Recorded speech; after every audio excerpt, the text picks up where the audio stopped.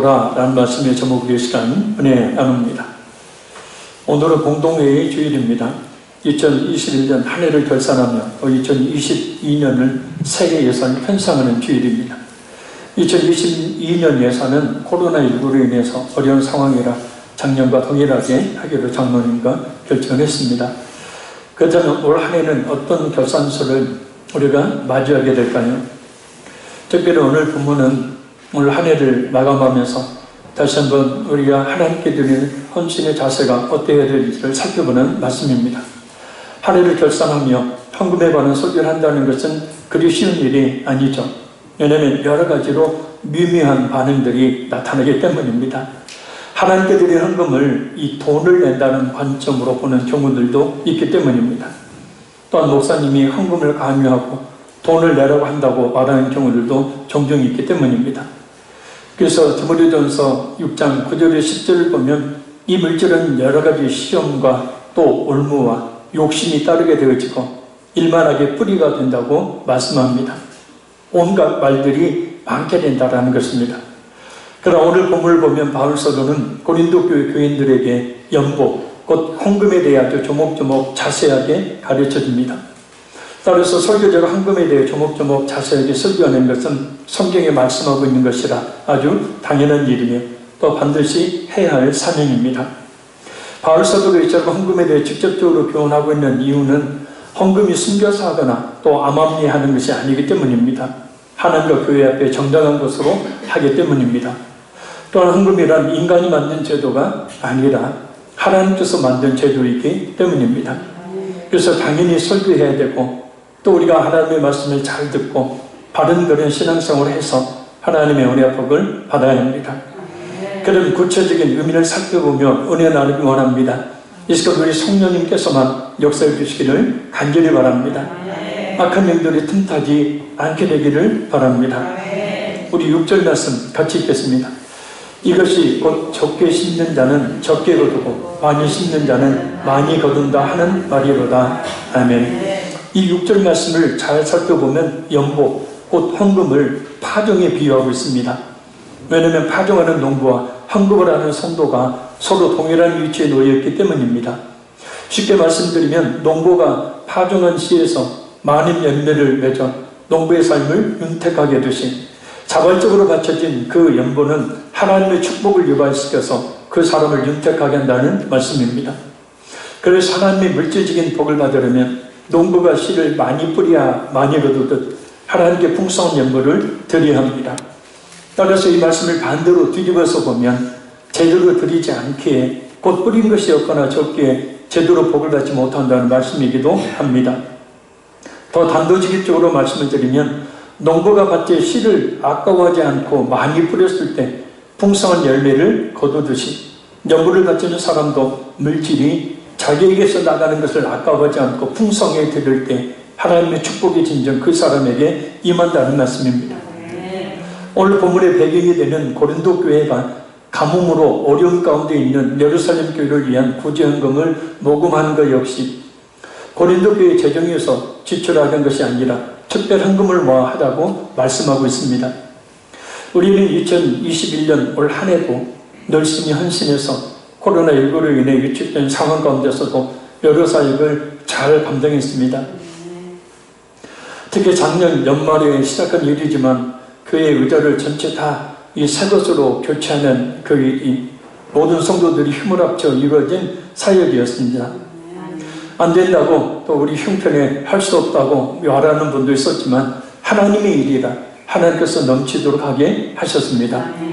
하고자 한다면 하나님께서 채워주십니다. 심을 수 있는 기회가 있을 때 많이 심어야 합니다. 하나님께 아낀다고 물질을 모을 수 있는 것이 아니기 때문입니다. 잠언 11장 24절 25절 말씀입니다. 흩어 구제하여도 더욱 부하게 되는 일이 있나니 과도히 아껴도 가난하게 될 뿐이니라. 구제를 좋아하는 자는 풍족하여질 것이요 남을 윤택하게 하는 자는 자기도 윤택하여지리라. 아멘. 아무리 아낀다고 부자가 되는 것이 아니고 아무리 아낀다고 물질이 모아지는 것이 아니라는 뜻이에요. 물질의 모든 모험은 하나님께 달려있는 겁니다. 근데 하나님의 법칙은 하나님께 드릴 때에 더 윤택하게 되어지는, 풍성하게 되어지는 복을 받는다는 겁니다.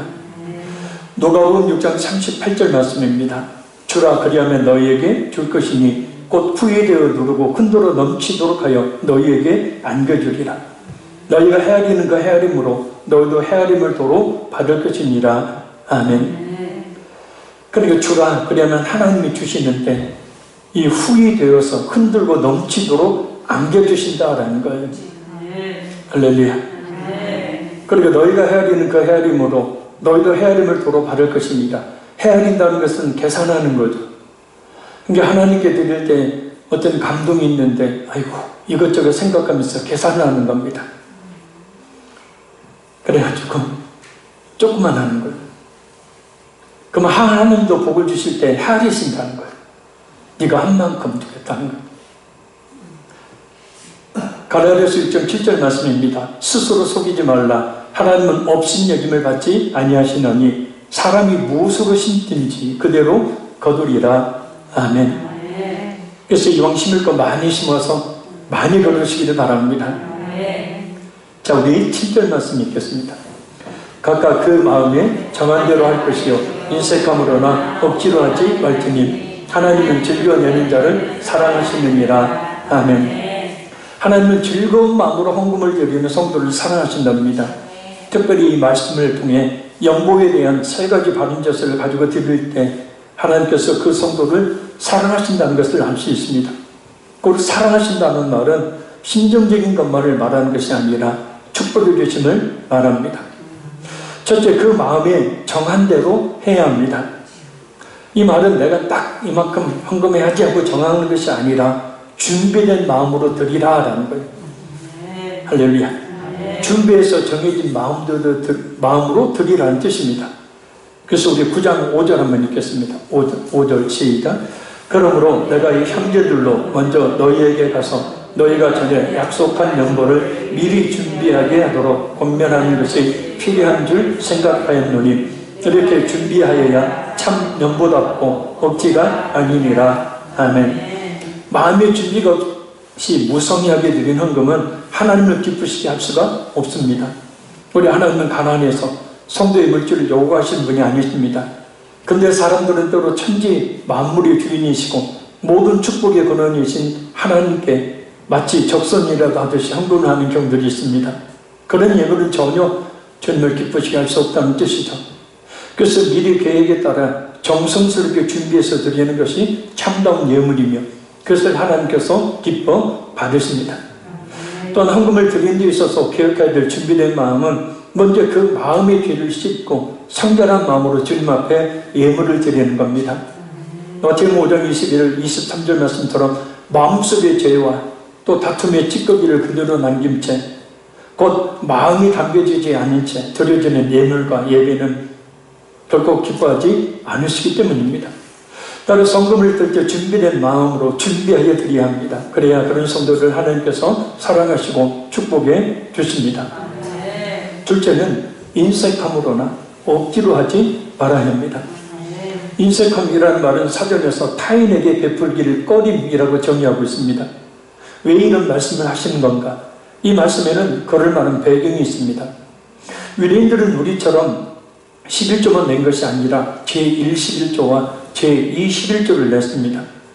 제1 11조는 땅을 기업으로 받지 못한 레위인들, 곧 오늘날의 교육자들의 생활이나 교회 운영을 위해서 다른 백성들이 소득의 10분의 1을 바치는 것을 말합니다. 그리고 레위인들은 또한 이 가운데서 10분의 1을 제사장에게 바쳤습니다. 이것이 제1 11조입니다. 그리고 제2 11조는 제1 11조를 바친 나머지 중에서 10분의 1을 떼어서 성소로 가져가 잔치를 베푸는 것을 말합니다. 이 제2 11조는 레위인들, 또 그 가족과 친척, 그리고 종들까지 다 참여하여 축제를 위해서 드렸던 11조를 말합니다. 그리고 안식년을 기준으로 해서 3년과 6년에는 제2 11조를 성소로 가져가지 않고 자기가 사는 그 성읍에 기업이 없는 레위인과 성중에 우거하는 객과 고아와 과부들을 구제하는 기금으로 사용했습니다. 그래 레위인들의 생활을 위한 제2 11조는 확실히 눈에 띄고 정해진 것이기에 드리기에 아깝지 않았지만 남을 돕는 일에 가난한 자를 위해 드리는 제11조는 아까워서 타인에게 베풀기가 꺼려서 잘 안 하거나 속이는 일이 있었던 겁니다. 인색하다라는 말이 의미하는 바로 이것입니다. 그러니까 오늘날로 치면 교육자를 섬기는 일이나 또 구제헌금을 하는 것을 아까워하는 것을 말합니다. 인색함이라는 단어는 헬라어로 립세스라는 말입니다. 이 말은 근심이라는 의미로 사용되기도 하는데 이 경제적인 손실로 인한 근심을 지칭하는 말입니다. 쉽게 말하면 이 연보를 억지로 하고 돈이 아까워서 슬퍼하는 것을 이야기합니다. 헌금하고 난 뒤에 아까워서. 그러면 연보를 인색함으로 또 억지로 하는 경우가 있는데 왜 그러는 것인가? 첫째는 자발적으로 못하기 때문이에요. 둘째는 이 마음으로부터 우러나오는 신앙의 결단으로 하지 못하기 때문이고, 셋째는 타인을 의식한 과실 목적으로 하기 때문입니다. 이 또한 억지라는 말은 탐심을 말해요. 자기 자신만을 위해서 더 많이 소유하기를 원한다는 의미입니다. 이것이 억지입니다. 더 많이 얻으려는 욕심에서 헌금한다는 거예요. 그래서 세상 사람들의 관심은 어떻게 하면 적게 투자해서 많은 이윤을 남길까에 있습니다. 그러나 헌금을 드리는 우리 성도는 그런 계산을 해서는 안 된다는 거예요. 마땅히 하나님께 드릴 걸 드리고 그 외에는 하나님의 축복해 주시기 때문입니다. 그래서 하나님께 드리는 헌금은 자발적이며 희생적인 동기에서 드려야 합니다. 모든 것이 주님의 것이니 주님의 일에 당연히 드려야 하는 것으로 알고 드려야 한다는 거예요. 희생은 어떤 대가를 받고 하는 것이 아니기 때문입니다. 헌금은 진실된 마음으로 드려야 합니다. 사도행전 5장에 나오는 아나니아와 삽비라는 헌금의 참 의미를 깨닫지 못했습니다. 사람들이 칭찬받기 위해 밭을 팔아 헌금을 하려 했지만 인색한 마음, 곧 욕심이 생겨서 헌금을 다 하려다가 그 중에 반만 하고 반은 숨기다가 성령을 속이는 죄라는 이 죄를 지어서 하나님의 진노를 받아 죽고 맙니다. 하나님께서는 헌금을 강요하지 않았습니다. 그러나 헌금을 올바로 하지 않는다면 하나님이 주시는 복을 받지 않는 것은 책임없는 사실입니다. 또한 하나님은 반드시 다른 방법으로 강제 징수를 하시죠. 아무리 벌어도 모아지지 않고 다른 데 쓰게 되는 일들이 많아지게 되는 겁니다. 전에도 이야기했는데 제가 초창기 교회를 개척했을 때 첫 성도 가정이었어요. 그래서 그 남집사를 정말 동생처럼, 그 여집사를 여동생처럼 그렇게 여기고 기도해주고 그렇게 살펴주었습니다. 근데 하나님께서 참 많은 물질을 그들에게 주셨는데 물질이 생기니까 동창회 나간다, 골프 치러 간다. 골프가 나쁘다는 얘기는 아니에요. 또 여집사도 이 자리에 아는 분도 있죠. 여집사도 예배를 안 나와요. 그렇게 기도했던 사람이 기도에 자기를 나오지가 않아요. 그러면서 그 여집사도 세상으로 나가고 돈이 많으니까 이제 아이들에게는 뭘 시켜 먹으라고 돈 더미를 주고 나가버리고 아이들 셋은 지들이 알아서 그냥 먹고 엉망진창으로 사는 거예요. 돈을 가져보지 못한 자가 돈을 가지니까 완전히 돈을 쓰는 데만 집중을 하는 거예요. 제가 전에 교회를 저쪽에 그 일성아파트 그쪽에 교회를 지으려고 땅을 살 때 돈이 좀 모자랐는데 그때 그 집사님을 우연하게 공원에서 만났어요. 공원에서 만났는데 그 교회를 지으려고 한다라고 이야기하니까 그래요? 저도 돕게 하나님께 헌금할게 1,300만 원을 그 자리에서 헌금을 했어요. 돈이 이제 많은 거죠. 지금은 완전히 그냥 엉망진창됐고 이혼하고 말이 맑았지 않는 그런 삶을 살고 있는데 지금도 그 소식을 듣습니다. 지금도 마음이 아파요. 하나님께서 주셨을 때 하나님의 일을 위해서 썼더라면 더 많은 것을 주셨을 텐데.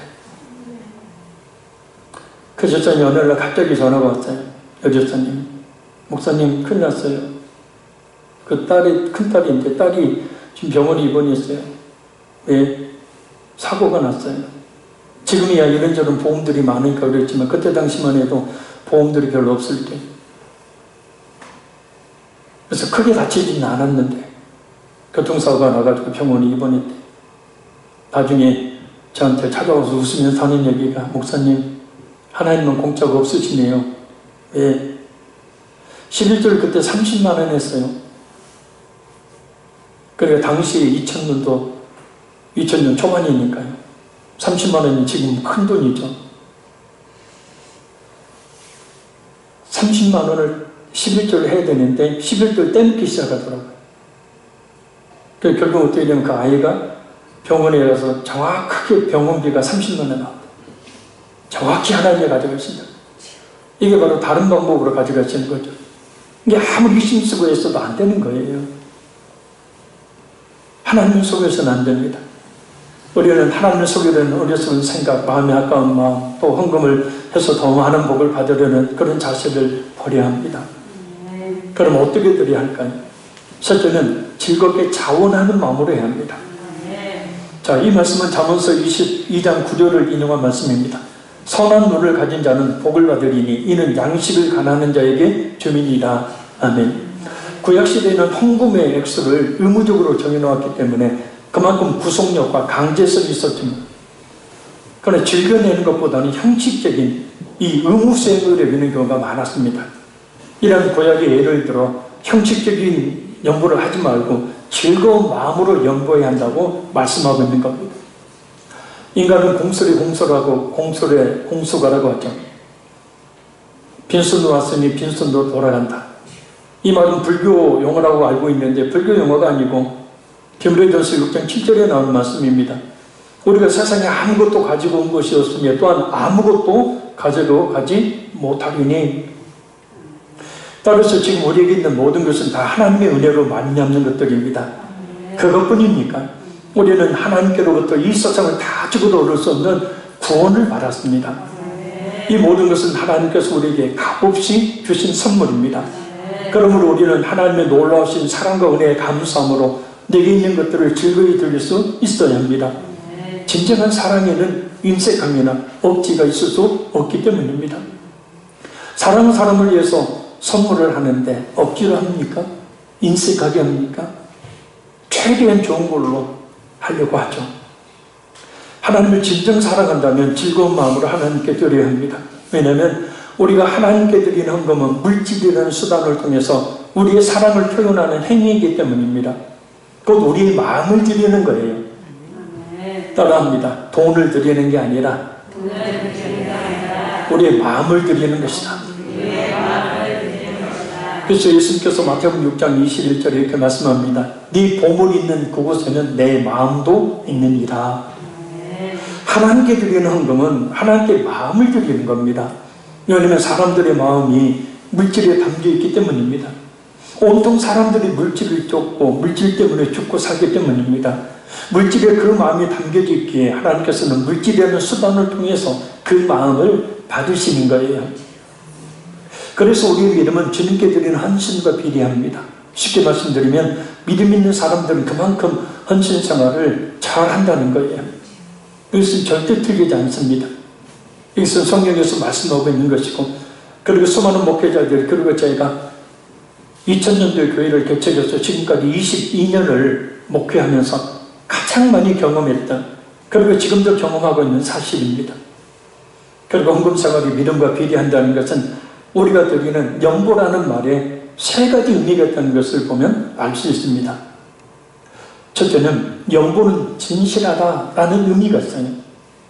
구장 11절, 13절을 보면 연보라는 말이 나옵니다. 이 단어는 헬라어로 하플로테스라는 말입니다. 순진, 소박, 성실, 진실, 올바름 등의 의미를 가진 단어입니다. 이는 초대교회 당시 하나님께 드리는 연보가 그만큼 순수하고 진실한 신앙의 표현으로 시작되었음을 의미합니다. 하나님을 향한 순수하고 진실한 신앙이 바로 연보로 나타난다는 말씀이에요. 그런데 믿음이 없는 자들, 악한 영은 이 같은 사실을 알지 못하고 하나님을 향한 순수한 믿음과 신앙의 표현인 이 헌금을 하지 못하도록 온갖 시험과 헛된 말들도 더럽혀버려요. 하나님을 향한 순수한 신앙의 표현을 하지 못하도록 가진 그럴듯한 이유와 핑계로 인간적인 생각을 내세우고 하지 않고 또 다른 사람에게도 하지 못하게 막아버리는 거예요. 하나님을 향한 우리의 순수한 신앙의 표현이 연보임을 우리가 잊지 말아야 합니다. 헌금은 하나님께 대한 진실한 사랑의 표현인 거예요. 하나님께 대한 진실한 믿음의 표현인 거예요. 목사님이 또 헌금하라고 설교한다. 이 마귀가 주는 소리잖아요. 정말 마귀가 주는 소리예요. 속지 마세요. 작은 둘째 연보는 풍성하다라는 의미가 있습니다. 이 9장 11절 13절에서는 똑같은 연보라는 단어를 쓰는데 헬라어로 하프로테스라는 말이었는데 여기에서 8장 20절에 나오는 연보라는 말이 있는데 이 말은 헬라어로 하드로테스라는 말이에요. 두터운, 풍성한, 또 잘 자란 이라는 뜻입니다. 초대교회에서 연보라는 말이 두텁고 풍성하고 잘 자란 의미로 사용했으니 그 의미가 참 깊다고 할 수 있습니다. 쉽게 말씀드리면 연보는 하나님께 대한 두터운 신앙의 표시라는 거예요. 하나님에 대한 풍성한 사랑의 표시라는 거예요. 연보를 드리는 성도의 믿음이 잘 자란 표시라는 거예요. 한마디로 믿음이 잘 자란 증거로 하는 것이 바로 연보입니다. 그래서 하나님께 드리는 헌금이 우리의 신앙과 믿음의 척도라고 말하는 겁니다. 이런 순수한 영적 의미가 있는 연보에 대해 인간적인 생각으로 또 그것을 돈으로 보고 이렇다 저렇다 말을 하는 것은 결국 자신이 하나님께 대한 두터운 신앙을 가지고 있지 못하다는 것을, 하나님을 향한 풍성한 사랑을 가지고 있지 못하다는 것을, 또한 자신이 스스로 성숙하지 못한 믿음을 가지고 있다는 것을 스스로 드러내는 증거가 되는 겁니다. 어찌 사랑하는 사람을 위해 이 주는 선물을 뇌물이라고, 그것을 빼앗기는 거라고 말할 수 있겠습니까? 그죠? 아멘이 이렇게 없어요. 지금 여러분의 생각 중에 지금 헌금하라고 저런 지금 그렇게 생각하죠? 벗어나세요.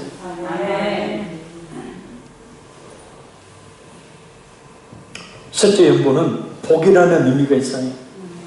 9장 5절 6절에 나오는 연보는 똑같은 한글로 연보라는 의미인데 말인데 헬라어로는 율리게아라는 말이에요. 그러니까 연보라는 말이 이 고린도후서의 9장에 몇 번 계속 나오는데 그 의미가 다 달라요. 이 율리게아라는 말은 축복, 찬양, 봉헌물이라는 의미가 있어요. 이와 같이 하나님께 드리는 각종 헌금과 예물은 그 자체가 축복이라는 뜻이에요. 헌금할 수 있다 자체가 축복이라는 거예요. 왜냐? 헌금은 하나님께 하는 것이며 또한 그런 헌금은 아무나 하는 것이 아니라는 거예요. 믿음 없이는 못하기 때문입니다. 그래서 감리교회 창시자인 존 웨슬리 목사님은 이런 말이 있죠. 당신의 지갑이 회개하기 전에는 참으로 회개하는 것이 아니다. 그래서 열매를 보고 그를 알 수 있다는 말씀처럼 헌금 생활을 보면 그 성도의 믿음이 어느 정도인지를 알 수 있는 겁니다. 왜냐하면 마음이 담겨져 있는 것이라 진실한 믿음이었으면 못한다는 것이 훤히 드러나기 때문입니다. 믿음이 있다면 헌금을 드릴 수 있는 것 자체를 축복으로 여기고 자신의 하나님을 향한 사랑을 표하게 되는 거예요. 또한 이 의미는 연보를 통해 축복을 받는다는 뜻이기도 합니다. 연보를 드리면 곧 축복받는 길이라는 말씀이에요. 하나님께 드린 것이 없는데 어떻게 받을 것이 있겠습니까? 항상 잊지 말아야 합니다. 우리 8절 읽겠습니다. 8절 시작. 하나님이 모든 일을 너희에게 당시하시나니 이는 너희로 모든 일에 항상 모든 것이 넘어가요 모든 착한 일을 넘치게 하게 하려 하십니다. 아멘. 자, 여기서 은혜라고 이야기하죠. 은혜가 바로 뭐냐? 헌금이에요. 그러니까 헌금은 하나님이 은혜로 주신 것이고 또 은혜로 하나님께 드려야 된다는 뜻이에요. 그런데 항상 하나님께서는 풍성한 헌금을 하는 성도에게 더 많은 물질을 주셔서 더 많은 사명을 감당하게 하신다는 뜻입니다. 아멘. 또한 헌금은 하나님을 찬양하는 행위가 되고 또 헌금은 자신이 하나님께 드리는 봉헌물을 의미하는 것이라는 뜻입니다. 저희 노예에 지난해 어떤 교회 목사님이 전에 권사님 한 분 계셨는데 권사님의 소자가 썼다는 얘기를 듣고 즉시로 이제 아들, 딸들은 서울에 살고 이 목사님의 사모님과 성도들과 함께 즉시로 그 집을 방문했더니 숨져 있었어요. 근데 이 벽에를 보니까 벽에가 이상해요. 그래서 벽에를 이렇게 열어보니까 거기에 돈이 벽에다가 돈 가득 넣어놨더래요. 충성 원신이냐? 여전도 회비 5,000원 내는 것도 아까워서 안 낸 사람. 그 돈 뭐 할까요? 차라리 하나님께 드렸으면 하나님의 복이나 받지. 쓰지도 못하고 만지지도 못하고 벽에다 놔. 우리를 예수님의 십자가의 구속의 피로 구원해 주신 하나님을 향한 우리의 마음을 진실하게 표현할 수 있는 방법이 뭘까요? 바로 사람들의 마음이 온통 담겨져 있는 물질을 드림으로 표현하는 것이 가장 좋은 방법이 아니겠습니까? 근데 어찌 그 마음을 드리는 일에 이런저런 말을 할 수가 있겠습니까? 진실한 믿음을 가진 사람은 하나님께 마음을 드리는 연보에 대해 이렇다 저렇다 말을 못합니다. 오히려 더 많이 드리지 못해 안타까워할 뿐입니다. 우리의 진실한 믿음을 하나님께 연보를 드림으로 표해야 합니다. 사랑하는 성도 여러분, 헌금에 대한 설교를 했습니다. 중요한 것은 돈이라고 생각하지 마십시오. 네 보물이 있는 그곳에는 내 마음도 있느니라. 하나님께 드리는 마음을 이야기하는 거지 세상 사람들이 믿지 않는 사람들이 이야기하는 돈을 이야기하는 게 아닙니다. 말씀을 맺습니다. 농부가 밭에 씨를 아까워하지 않고 뿌리듯이 연보를 바치는 사람도 물질이 자기에게서 나가는 것을 아까워하지 않고 드릴 때 진정 하나님의 축복을 받을 수 있습니다. 그러니 하나님께 드릴 때 첫째, 그 마음에 정한 대로 곧 준비해서 드리고, 둘째, 인색함으로나 억지로 하지 말고, 셋째, 즐겁게 자원하는 마음으로 해야 합니다. 지금 우리에게 있는 모든 것은 다 하나님의 은혜로 말미암는 것들입니다. 그러면 우리는 하나님의 놀라우신 사랑과 구원의 은혜에 감사함으로 내게 있는 것들을 즐거이 돌릴 수 있어야 합니다. 왜냐하면 연보는 첫째, 하나님을 향한 성도의 나의 순수한 신앙의 표현이기 때문입니다. 둘째, 두터운 신앙의 표현이기 때문이고, 셋째, 헌금을 한다는 자체가 하나님의 은혜를 입었다는 증거이고 하나님을 찬양하는 행위이며 자신을 드리는 봉헌물이기 때문이에요. 또한 하나님의 풍성한 복을 받기 때문입니다. 이런 순수한 의미가 있는 헌금을 돈으로만 생각해서 더럽히지 말아야 합니다. 거룩한 주님의 것을 세상의 것으로 추하게 만들지 말아야 합니다. 오늘 본문에서 말씀하고 있듯이 많이 심어 많이 거두는 진실한 믿음의 성도들이 되어야 합니다. 연보는, 헌금은 하나님을 향한 우리의 사랑의 표시일 뿐입니다. 우리의 마음을 드리는 것일 뿐입니다. 2021년 한 해를 결산하며 오늘 말씀을 통해 2022년에는 더욱더 풍성한 하나님의 축복을 받는 우리 모두가 될 수 있기를 바랍니다. 하나님께서 우리 모두에게 넘치도록 풍성한 축복을 내려주셔서 더욱더 많은 선한 사업을 감당할 수 있는 하나님의 귀한 종들이 되기를 바랍니다. 올해 2021년 한 해 정말 힘들고 어려운데 수고 많으셨습니다. 분명 하나님께서 2022년엔 눈에 띄는 하나님의 풍성한 은혜를 베풀어 주실 줄로 믿습니다. 기도하겠습니다.